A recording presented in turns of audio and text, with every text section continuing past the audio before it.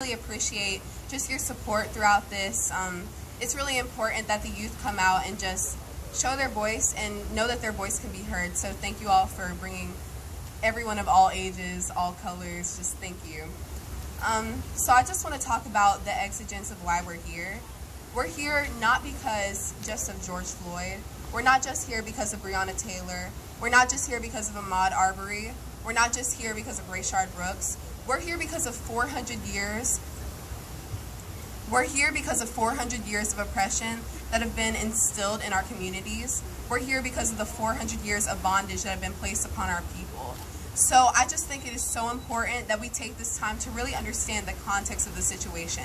It's not just about police brutality. It's not even just about state violence against African Americans. It's about every single system in place in this country that is dismantling the structures of our community, that is breaking down our families, breaking down our mental health, breaking down our physical health, breaking down our freedoms of life, liberty, and the pursuit of happiness, which is what this country stands on.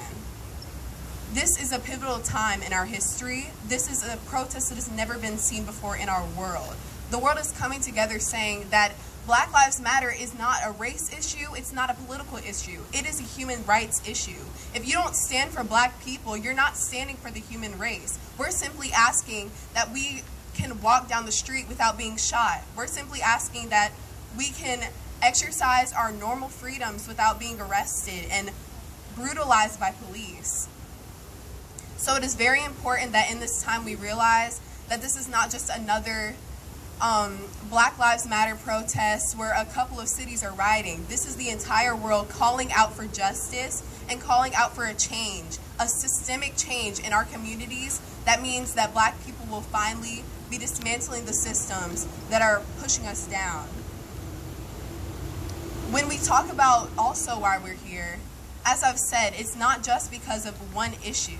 And we have to realize that there's intersectionality in our communities that allows us to be here, that all Black lives matter. So we're not just talking about one issue. We're talking about the lack of health care, the food deserts in the Black communities, the economic disenfranchisement of our people, the hundreds of years of redlining and allowing our people to be segregated into communities that don't have the amenities proper to allow us to prosper and allow us to thrive. We don't have access to quality education, access to health care where Black women are dying at higher rates of maternal mortality. Just the entire system is against us. Also, political disenfranchisement with voter suppression, voter ID laws, just forcing Black people to be in constraints when trying to exercise their rights to vote and exercise their rights to participate in the political processes of this country. So, why are we here and what do we want? We essentially want comprehensive reform in all facets.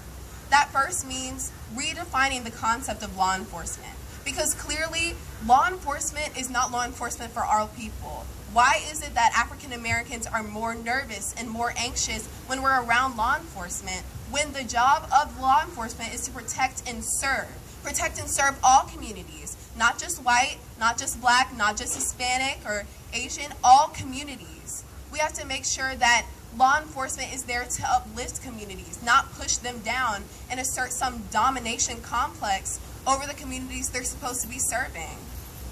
This means also evaluating the tasks of police officers and making sure that what they're doing is required by the training that they're receiving. So this also means increasing the training, increasing de-escalation training for these police officers so they're not reaching for their guns at the first chance that they get, so that they're knowing that the gun is the last resort and the ultimate resort before you use anything else. So we don't have our people essentially dying because of traffic stops or being stopped for whatever reason. This also means increasing the use of mental health professionals in law enforcement fields. Why are we having law enforcement come out when people are having mental breakdowns? Why are they coming out for certain issues that are non-violent? It's increasing the severity of the situation when you have an officer coming out and they have a gun on someone that might have violated the speed limit or ran a stop sign and is being stopped in their driveway. This also means we're having accountability against the political suppression of our communities, which means that we're advocating against the gerrymandering of our districts, where African Americans aren't allowed to have their equal opportunity to vote or their equal weight in their votes because of the way that our districts are drawn. So this is very pertinent as the 2020 election is coming up. So all that are able to vote, which is why we have our voter registration table, it is very important that all of you go out, because ultimately the way we're going to change this is through policy. Policy is what is defining the law and order of this country. So if we can march in the streets, we can raise our voice, but if we're not enacting that through our political power that the Black community has, then we're ultimately going to be in the same place that we've been for how many years that we've been in oppression. This also means the transformation of economic policy, because ultimately Black Lives Matter is about a larger issue of just the inequality in this world, the systemic inequalities, income inequalities, and economic inequalities. The systems of economic power that are in this country, where children are starving on the streets and dying from starvation or lack of health care, and you have people that have billions of dollars that can literally just burn money and do whatever they want with it. That is not fair. Why are people dying on the streets when there are people in this country that control most of the wealth of the Black community and most of the wealth of the entire American society? So this means transforming our economic policy so more people have opportunities, where children will have the same opportunities whether they live in a low-income neighborhood or in a mansion. This also means more funding for the issues for Black people, because ultimately we're not going to get anywhere if we don't understand where the roots of the problems are. So we should not be putting our resources anywhere else without first examining what our research is doing and pushing for that.